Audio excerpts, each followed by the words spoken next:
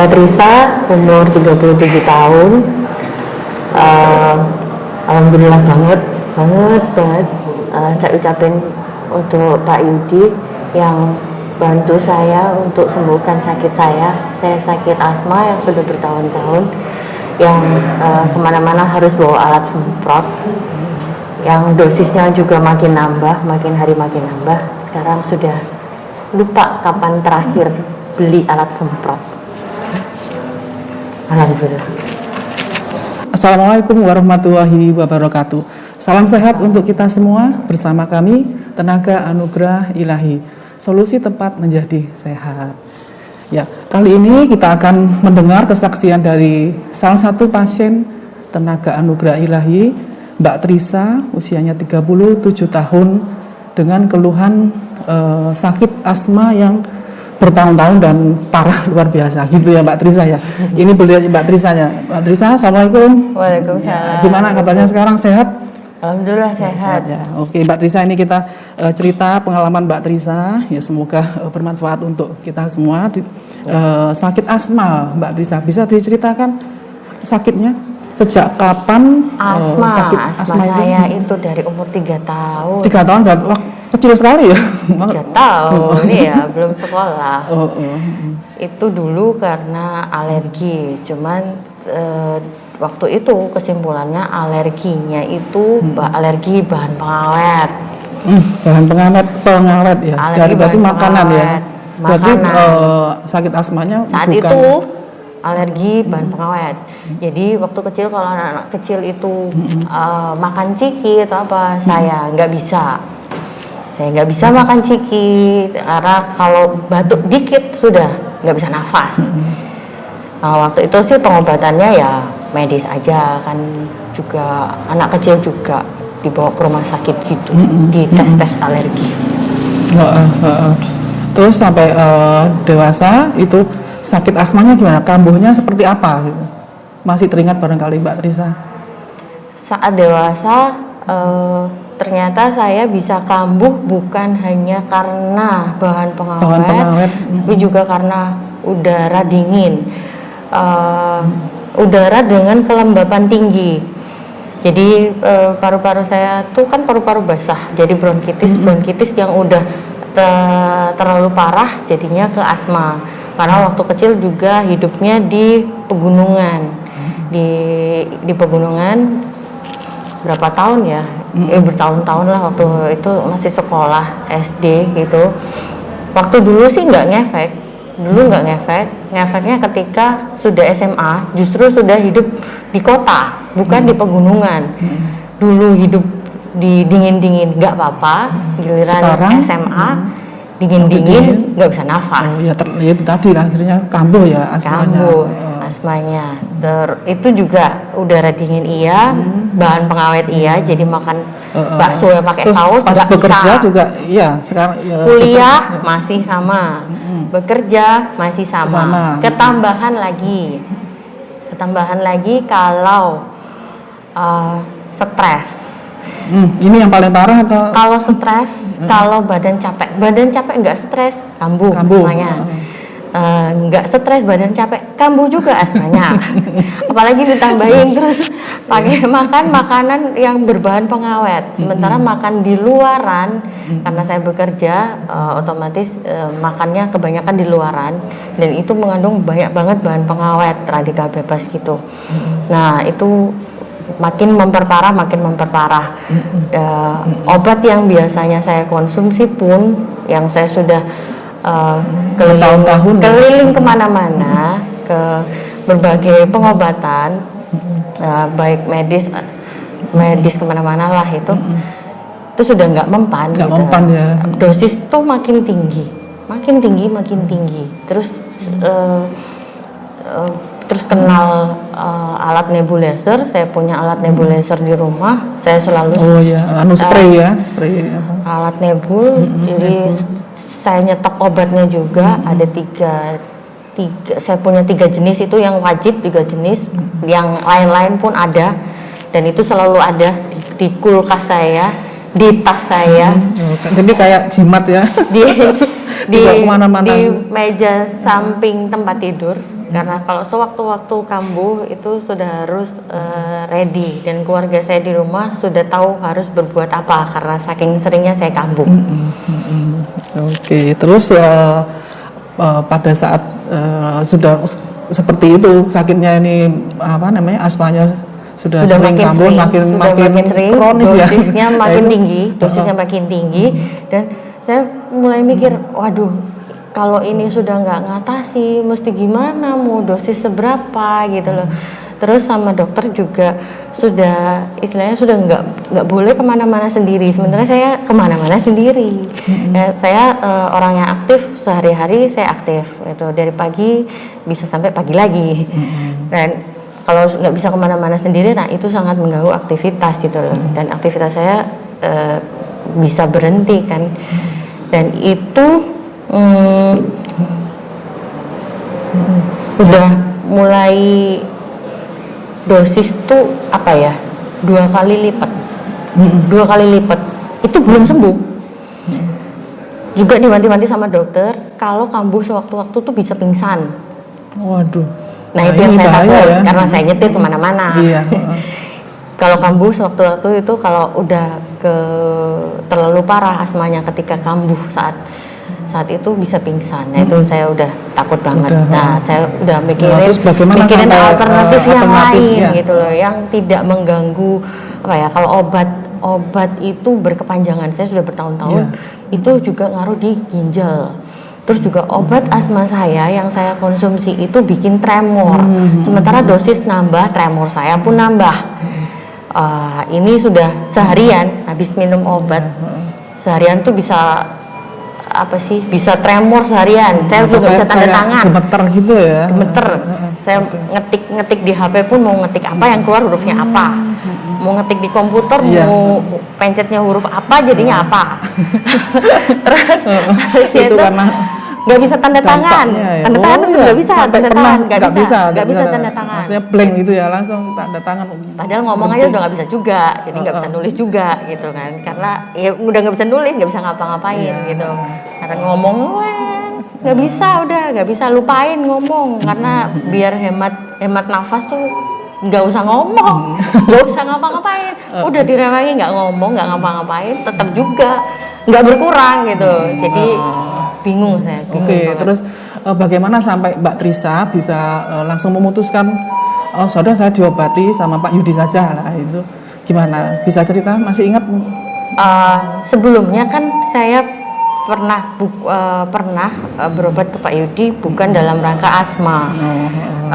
Waktu itu saya ada benjolan di tangan, di pergelangan yang bikin tangan saya tuh ngilu, seluruh tangan itu ngilu, terus tangan saya pergerakannya pun mulai terbatas, dan itu disembuhin sama Pak Yudi. Padahal itu dulu saya pernah operasi perkara yang sama, terus benjolannya tumbuh lagi. Masa iya setahun sekali operasi gitu loh. Nah saya kesini sembuh, udah sembuh sampai sekarang. Nggak nongol lagi benjolannya. Terus akhirnya terus saya ingat ini pernah sakit saya tuh kudu hilang selamanya, bukannya hilang tumbuh lagi, nggak. Badan saya nggak mau terima yang hilang tumbuh lagi, nggak mau. Jadi saya kepikiran ke sini lagi, saya ke Pak Yudi lagi gitu ya, sowan lagi ke Pak Yudi, silaturahmi lagi. Terus kita waktu diobati Pak Yudi prosesnya bagaimana Mbak Trisa? Datang awal-awal datang seperti saya dulu. Kalau datang kan terus kita dalam proses pengobatannya, inti dari pengobatannya itu disuruh baca istighfar sambil menjamkan mata. Jadi kita kondisi tenang gitu ya, tenang, istighfar yang benar-benar ikhlas istighfarnya. Jadi pengobatannya Pak Yudi tuh bisa klik sama kita gitu loh. Pada saat diobati apa ada Mbak Trisa merasakan sesuatu gitu? Rasanya pertama rasanya jelas rasanya tenang, adem gitu. Terus ada energi yang masuk ke kita. Kalau kitanya nggak tenang, kitanya nggak ikhlas, nggak istighfar sama ikhlas, energinya tuh susah nyatu sama badan kita sama energinya kita gitu. Itu sih ngerasa gini, ada aliran energi yang masuk ke kita tuh muter dari atas, dari kepala ke kaki, muternya kayak spiral gini, muter. Padahal waktu itu gitu. Mbak Trisa masih memejamkan mata ya, Pejamkan merem mata, terasa pejamkan seperti mata. itu. Makin kita konsentrasi, makin kita ikhlas, makin kita berserah diri gitu ya, makin kita pasrah gitu tuh, energi yang masuk ke kita, energi positif yang masuk kita tuh bisa kita serap semaksimal mungkin. Jadi kerasa putaran spiralnya tuh bukan makin kencang tapi makin kuat. Makin kencang, makin kuat kan beda. Makin kuat gitu. Jadi itu pada saat diobati, pada saat inti di pengobatannya, Mbak Trisa selalu merasa seperti itu, ada energi yang mengalir gitu. Selalu. Justru kalau itu nggak terasa seperti gimana biasanya saya kesini gitu, itu saya justru introspeksi diri, saya kurang ikhlas apa ya, kurang pasrah apa kayak gitu. Karena harus ikhlas, pasrah. Ya ikhlas kalau dikasih sakit, ya oke lah dikasih sakit, cuman kan bukan berarti kita nggak bisa sembuh kan. Mbak Trisa, sakit ini balik lagi, sakit asmanya Mbak Trisa tadi yang pernah nggak teringat yang paling parah kejadiannya kapan, terus waktu apa itu sampai barangkali yang terparah lah yang terjadi yang pas kambuhnya di jalan pas di nyetir jalan, sendiri di jalan waktu nyetir terus, sendiri di tengah-tengah aktivitas saya, tahu-tahu dalam hitungan 1, 2, 3 dek nggak bisa nafas, pakai spray sudah pakai spray sampai 9 kali semprot. Sampai 9 kali semprot, sudah tremornya tuh sudah makin menjadi, Itu Mbak Trisa sendirian waktu itu di jalan? Sendiri di jalan, nyetir, dan saya mulai udah harus urgent, harus ke UGD, ke rumah sakit, udah nggak bisa parkir sudah, jadi parkirnya saya sudah sembarangan, parkir depan UGD, taruh mobil di situ, cabut kunci, jalan sudah sempoyongan, jelas nggak bisa ngomong, terus akhirnya dengan susah payah akhirnya saya di UGD-nya dibaringkan di bednya UGD, tapi juga nggak bisa berbaring karena orang asma nggak bisa berbaring, jadi harus duduk ya. Kalau ditanya-tanyain sama dokter, ditanyain perawat, udah nggak bisa ngomong, ditanyain biasanya pakai obat apa, udah nggak bisa ngomong, pokoknya isinya tas sudah saya keluarin ini gitu biar mereka tahu sendiri gitu, saya sudah melakukan ini gitu, terus akhirnya mereka kasih obat ya dengan obat yang lebih bagus dari itu, mungkin dengan merek yang berbeda, dengan kandungan yang lebih. Nah itu pun saya bukan dalam 10 menit normal bisa nafas, enggak, 30 menit enggak, sejam setengah saya baru bisa nafas lagi. Itu untuk hitungan nebulizer dia lama, itu 1,5 jam baru bisa nafas gitu. Kan ada 2 step nebulizer waktu itu. Selalu 2 step nebulizer.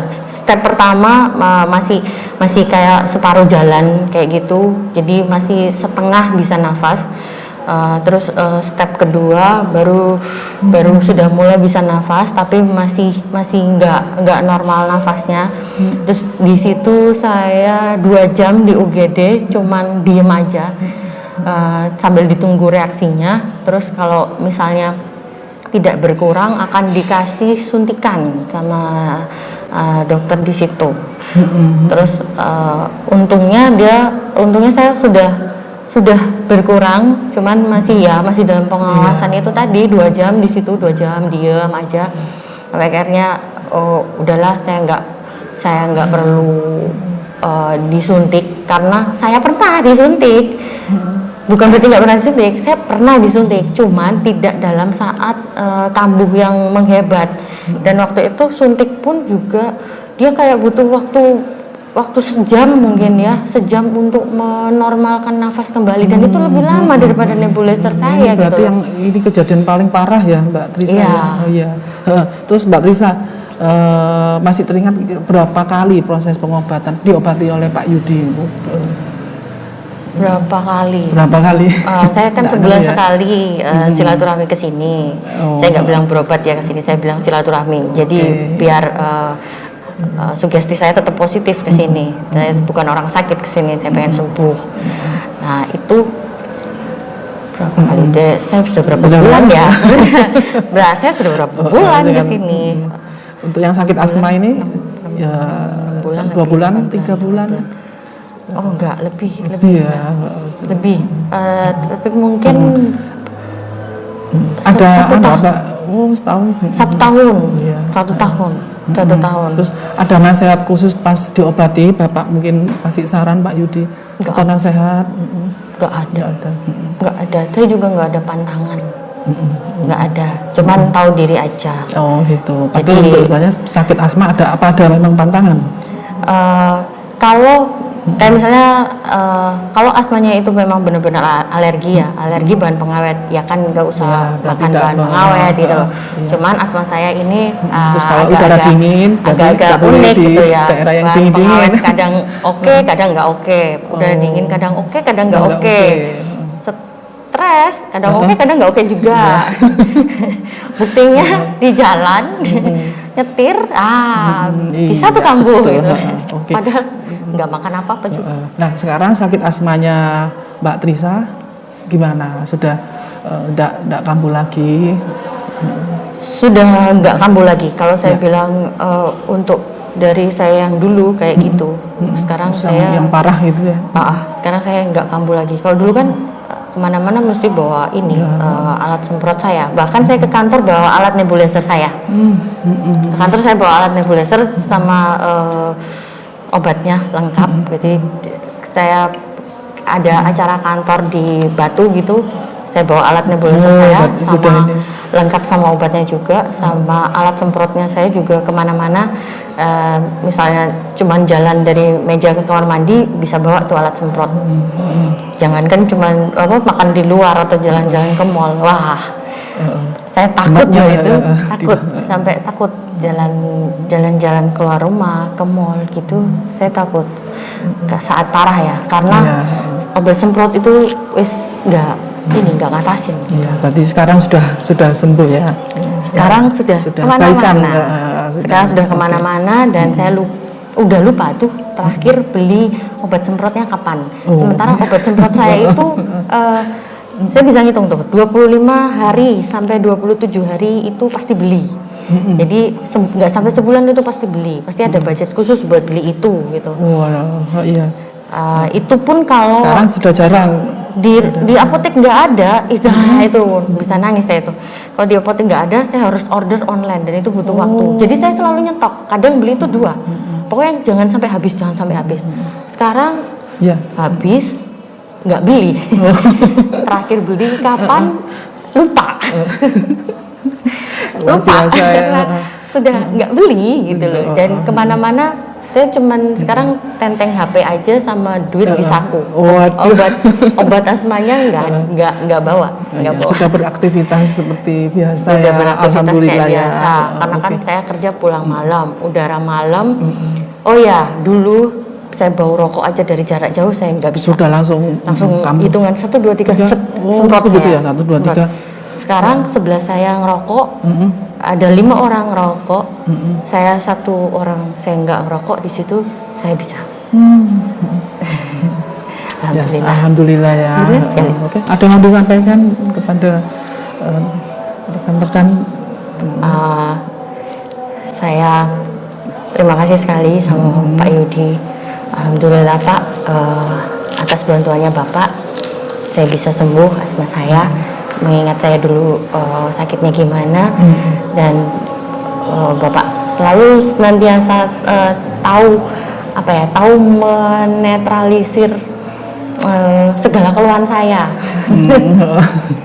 Segala keluhan saya selalu bisa menetralisir, dan kalau saya masuk ruangannya Pak Yudi, segala kayak beban hidup, beban kerjaan apa tuh saya taruh di belakang. Udah itu urusan nanti saya masuk ke situ, saya butuh sembuh, itu aja. Jadi Pak Yudi bantuin saya sembuh, alhamdulillah. Ya, alhamdulillah, makasih sekali. Saya utang budi banyak loh. Ya, alhamdulillah ya. Ya, terima kasih Mbak Trisa sudah mau berbagi pengalaman sakitnya Mbak Trisa, asma yang parah sekali ya. Ya, jadi ini semoga bermanfaat ya untuk kita semua. Terima kasih ya, sampai ketemu lagi ya Mbak Trisa.